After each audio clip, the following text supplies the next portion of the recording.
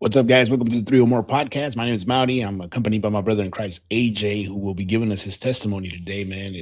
I'm sure it's been quite a story for you, bro. I know you've mentioned before that you grew up in Cloverfield in Houston, and I myself grew up in Pasadena, bro. So Southeast all day, cuz. Not just Yeah, playing.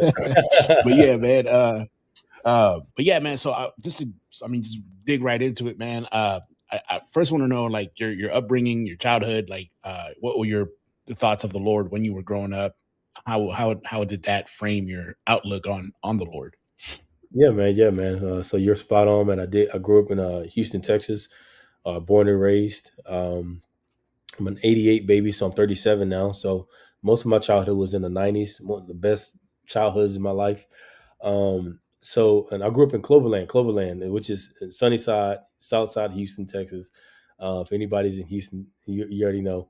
I grew up on Botany, so many of you guys heard about the Botany Boys and things of that sort. Lil Flip, those guys. We went to the same high school, same middle school. A lot of myself, my friends, my peers, Five Deuce Hoover were the Crips. We had some Bloods in the area. We had GD and Folk, in the area. So these different gangs and stuff like that that we're familiar with, and that we've also, I don't want to give away my position, but these things shape my environment. Drugs and all the things that fighting a lot and just all the things growing up in kind of the lower income areas and the not as developed areas shaped my childhood. We had a lot of churches around, and so I didn't. My grandmother was my main caveat. She was the one that actually took me to her churches. So I didn't actually grow up in church, but I went to her church. So anytime we were going to church, it was all because my grandmother took us, like to with her, right? Or she had some type of event going on. She's like, "Come with us," and so we, as children, would go to her. I would later come to find out that my grandmother dedicated me and my sister to the Lord. Way later, after she passed, I found this out because God revealed it to me. But yeah, early on, my grandmother, my great grandmother, and my mom pretty much were my examples of what it looked like to be a Christian. But I wouldn't say that they were perfect examples. Okay, I didn't really grow up understanding anything about God. All I knew was the general God loved the world, he gave his only son. So if when he died, you believed. It was really I was broken in my mindset. So John 3:16 was my only knowledge in that. Oh, Jesus died on this cross, and because he died, we believe him. We can just live any kind of way we want to live. Supposed to have a great life. I was just ignorant. I didn't really know any truth. Um, when I was so I guess early on, I only went to church sporadically, right? And every once in a while, we may have a Sunday Bible vacation Bible study or something like that happen.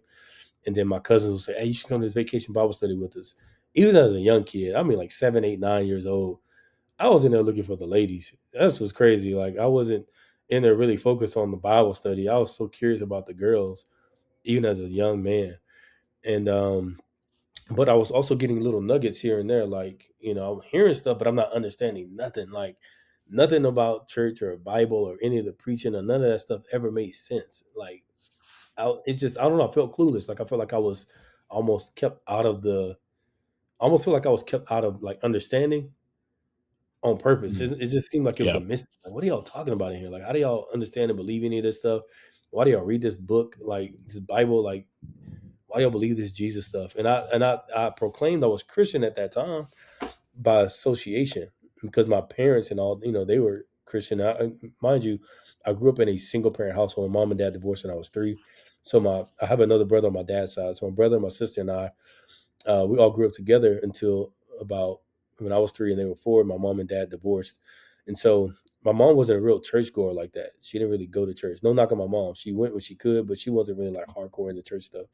And yeah, so I'm thankful now that I didn't grow up in church like that because I didn't grow up in that whole systematic of being churchy and knowing how the church yeah, structure works and all that stuff. Like I just still to this day I'm not churchy, and would later find out that I didn't like too much about how hypocritical like many leaders were. So I'll find it out later. Like, hey, all the church, not just pastors, all the church, all the hmm people that are in these churches are technically hypocrites. But hey, welcome to everyone who says that they're a Christian, because no one's going to do it right, right? Everyone's going to be a hypocrite. At some point, you're going to fail, and you're going to need the grace of God. So the focus is not hypocrisy as much as it's where's the grace of God and mercy of God in the midst of seeing that people have flaws and errors. They don't yeah, just automatically go away. if you take a leadership position or not, these flaws don't go away. Back to my childhood, once my mom and dad divorced, I'm mentioning that for a reason. I didn't really see church much growing up, bro. Like it was just like, oh, Easter or something like that. You know what I'm saying? Like the major Yeah. holidays or Yeah. these American holidays, we would go into churches and see them. So those things painted my idea of what it looked like to be a Christian, and I would just say that